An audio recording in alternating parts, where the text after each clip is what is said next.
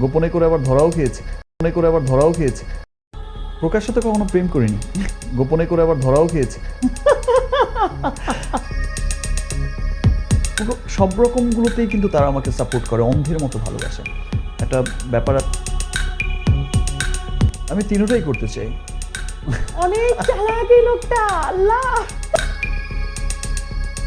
আছে, আমি তা নিয়েই খুব হ্যাপি। একদম পারফেক্ট। প্রকাশ্যে তো কখনো প্রেম করিনি, গোপনে করে আবার ধরাও খেয়েছি। আমি তিনটাই করতে চাই। অনেক চালাক এই লোকটা, আল্লাহ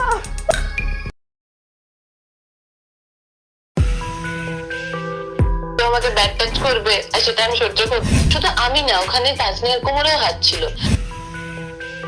কলকাতার অভিনেত্রী জ্যোতির্ময়ী সম্প্রতি শাকিব খানের সাথে জুটি বেঁধে প্রিন্স সিনেমায় অভিনয় করেছে।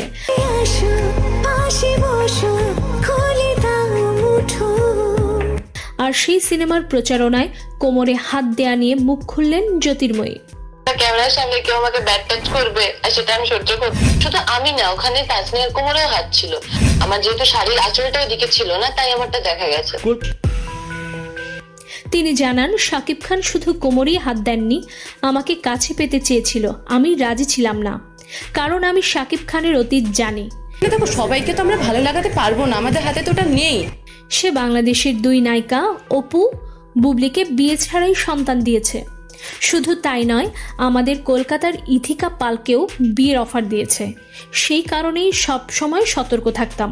তো শুনেছিলাম না এরকম কথা যে বাবা বেশি কিছু বলিস না, এই না সেই না। না সেদিন তো মানুষের সামনে আমাদের দুজনকে দুই পাশে পেয়ে কোমরে হাত দিয়ে দিলেন। অনুষ্ঠান শেষে গায়েও হাত দেন। চুপ করে সব সহ্য করেছি। তাকে এই ভুলের জন্য আমার কাছে ক্ষমা